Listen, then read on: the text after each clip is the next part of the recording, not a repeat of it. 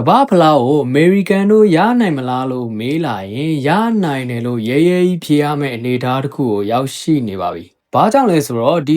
2026ကမ္ဘာဖလားကတာမန်ပြိုင်ပွဲတစ်ခုမဟုတ်လို့ပါပဲ။အသင်းပေါင်း48သင်းအေရှယနိုင်ငံ3နိုင်ငံတိုက်ကြီးတိုက်လုံးမှာအနှံအပြားကျင်းပနေတဲ့ဒီပြိုင်ပွဲကသမိုင်းတစ်လျှောက်အကြီးမားဆုံးကမ္ဘာဖလားပြိုင်ပွဲကြီးပါ။အမေရိကန်အသင်းအတွက်ကတော့အိမ်ကွင်းအားသာချက်နဲ့အတူကမ္ဘာစင်မြင့်ထက်မှာသူတို့ဘလောက်စွမ်းဆောင်နိုင်လဲဆိုတာသက်သေပြဖို့အကောင်းဆုံးအခွင့်အရေးပါပဲပြီးတော့လက်ရှိမှာနီးပြမော်ရီစီယိုပိုချက်တီနိုရဲ့အသင်းကသူတို့ဘာလုပ်နိုင်လဲဆိုတာကိုအတိအကျသက်သေပြနေပါပြီအမေရိကန်မျိုးသားအသင်းပေါ်အခုလောက်ထိကြီးမားတဲ့ချစ်ချင်းမြတ်တာနဲ့မျှော်လင့်ချက်တွေကိုမမြင်ရတာတော်တော်လေးကြာခဲ့ပါပြီသူတို့ကဒီပြိုင်ပွဲမှာရိုးရိုးလေးနိုင်လာတာမဟုတ်ပါဘူးပြိုင်ပွဲတွေကိုအလုံးစုံလွှမ်းမိုးပြီးအနိုင်ယူနေတာပါပထမဆုံးပွဲစဉ်ဖြစ်တဲ့ပါရာဂွေးနဲ့ပွဲမှာဆိုရင်ပရိသတ်9000ကျော်ရဲ့အားပေးမှုနဲ့အတူအမေရိကန်တို့ကပွဲစတဲ့ဟာဒရဂျန်တိုက်စစ်ဆင်ခဲ့ပါတယ်သူတို့ရဲ့ high pressing ကြောင့်ပါရာဂွေးတို့ကိုသွင်းမိခဲ့ပြီး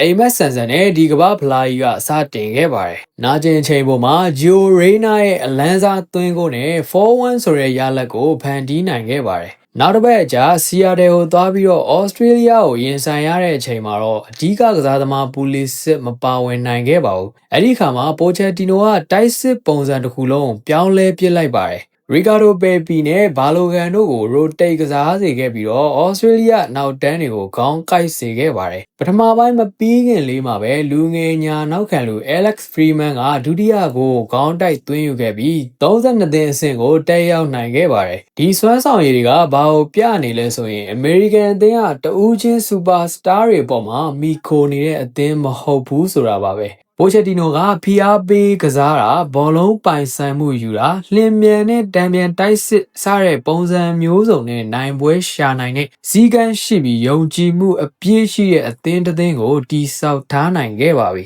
လက်ရှိ2026အသင်းဘလောက်ကောင်းလဲဆိုတာကိုနားလည်ဖို့အတွက်သမိုင်းတစ်လျှောက်အကောင်းဆုံးအမေရိကန်အသင်းတွေနဲ့နှိုင်းယှဉ်ကြည့်ရပါမယ်အထင်ရှားဆုံးကတော့1930ကမ္ဘာဖလားပါပဲအမေရိကန်အသင်းဆီမီဖိုင်နယ်အထိတက်ရောက်နိုင်ခဲ့ပြီးတော့တတိယနေရာရခဲ့တဲ့ယနေ့အထိမချိုးဖျက်နိုင်သေးတဲ့အကောင်းဆုံးမှတ်တမ်းပါပဲအဲ့ဒီတော့ကဘယ်ဂျီယန်နဲ့ပါရာဂွေးကို3ဂိုးပြည့်နဲ့ဇက်တိုက်နိုင်ခဲ့ပြီးကမ္ဘာဖလားသမိုင်းမှာပထမဆုံး hat-trick ကိုဘတ်ဖာဒီနော့ကသွင်းယူနိုင်ခဲ့ပါတယ်အဲ့ဒီနောက်ပိုင်းနှစ်ပေါင်း66နှစ်ကြာတဲ့အထိဘယ်အမေရိကန်အသင်းကမှကမ္ဘာဖလားပထမဆုံးနှစ်ပွဲဆက်မနိုင်ခဲ့ဘူးပါဘူးဒါကြောင့်ယခု2026မှာပါရာဂွေးနဲ့ဩစတြေးလျတို့ကိုနိုင်ခဲ့တာက66နှစ်ကြာစောင့်ဆိုင်းခဲ့ရတဲ့သမိုင်းကိုပြန်လည်အသက်သွင်းလိုက်တာပါပဲနောက်ထပ်နိုင်ရှင်ရမယ့်အသင်းကတော့အိမ်ရှင်အဖြစ်ပထမဆုံးကျင်းပခဲ့တဲ့1994ကမ္ဘာဖလားကအမေရိကန်အသင်းပါပဲဥရောပစူပါစတာတွေမပါခဲ့ပေမဲ့ကိုလံဘီယာကိုအနိုင်ယူခဲ့ပြီးတော့16သင်းအဆင့်ကိုတက်နိုင်ခဲ့ပါတယ်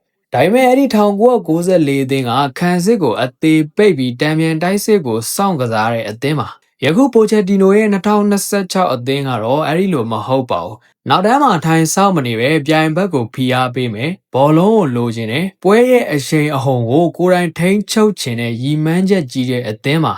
အမေရိကန်ပရိသတ်တွေကရွှေရောင်စံချိန်လို့သတ်မှတ်ထားတဲ့2002အသင်းကိုလည်းမေ့ထားလို့မရပါဘူးပေါ်တူဂီကိုအံ့အားသင့်စေခဲ့ပြီးကွာတာဖိုင်နယ်ထိတက်ခဲ့တဲ့အသင်းမှာအဲ့ဒီတုန်းကအသင်းကောင်းဆောင်ကော်လဒီယိုရေနာရဲ့သားဖြစ်သူဂျီယိုရေနာဟာယခု2026အသင်းမှာပါဝင်နေပါတယ်ဒါပေမဲ့ဖခင်ဖြစ်သူလို့ပွဲထွက်လူစင်းမှာအမြဲမပါရပဲလူစားဝင်ကစားသမားအဖြစ်ကစားနေရတာကရေနာညံ့လို့တော့မဟုတ်ပါဘူးအမေရိကန်အသင်းမှာအရေးချင်းရှိတဲ့ကစားသမားတွေဘလောက်တောင်ပေါများနေပြီလဲဆိုတာကိုပြသနေတာပါ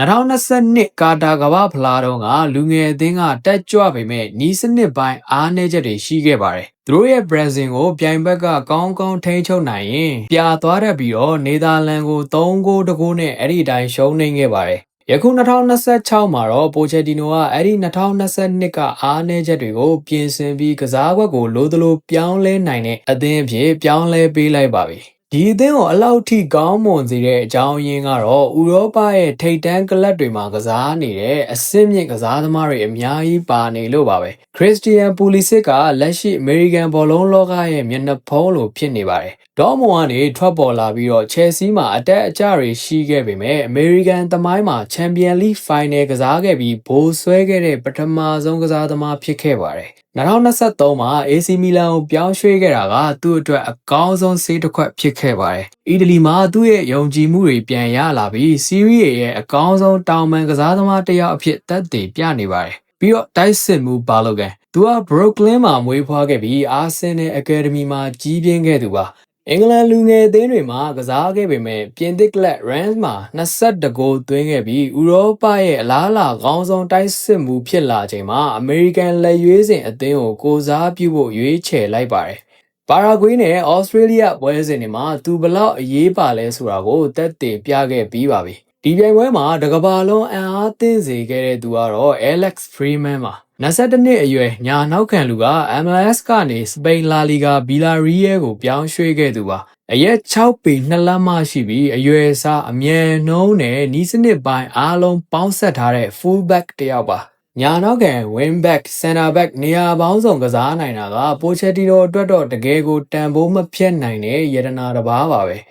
အသင်းတိုင်းမှာ daddy work ဒီညစ်ပြီးတော့ကစားပေးမဲ့သူတယောက်ဆိုတာလိုအပ်ပါတယ်အမေရိကန်အတွက်တော့အဲ့ဒီလူကထိုင်းလာအဒမ်ပါပဲဘုံမောက်ကွင်းလဲလူကအသင်းရဲ့အင်ဂျင်ခေါင်းဆောင်နဲ့တည်ငြိမ်မှုပါပြိုင်ပွဲရဲ့တိုက်စစ်ကိုဖျက်တောက်မယ်ဘောလုံးတွေဖျက်လူမယ်ခံစစ်ကြောင်းကိုအသက်လူကာကွယ်ပေးမယ်သူပါ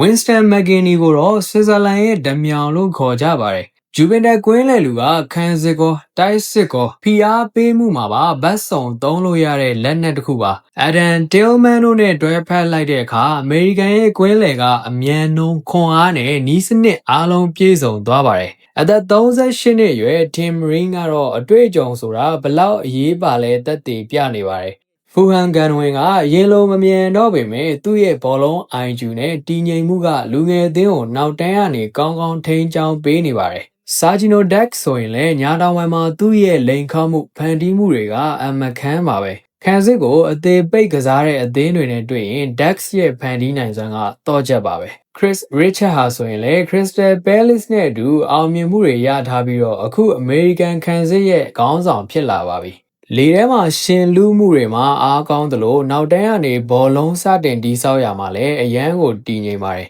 လီဗာပူးဆန်ကမာလစ်ဒေးလ်မန်ကလည်းကွင်းလယ်မှာဘောလုံးကိုတက်တောင့်တက်တာနဲ့ထိန်းချုပ်ကစားနိုင်စွမ်းရှိပြီးပြိုင်ဘက်ရဲ့ PR တွေကြားထဲမှာတော့အမြဲတမ်းတည်ငြိမ်အေးဆေးစွာနဲ့အသင်းကိုလမ်းညွှန်ပေးနေသူပါဒီကစားသမားတွေအားလုံးကိုစူးစီးပြီးအကောင်းဆုံးအသုံးချနေတာကတော့နီးပြကြီးမော်ရီစီယိုပိုချက်တီနိုပါပဲSpa, PSG, Chelsea တို့ကိုကင်တွယ်ခဲ့တဲ့အတွေ့အကြုံတွေနဲ့အတူ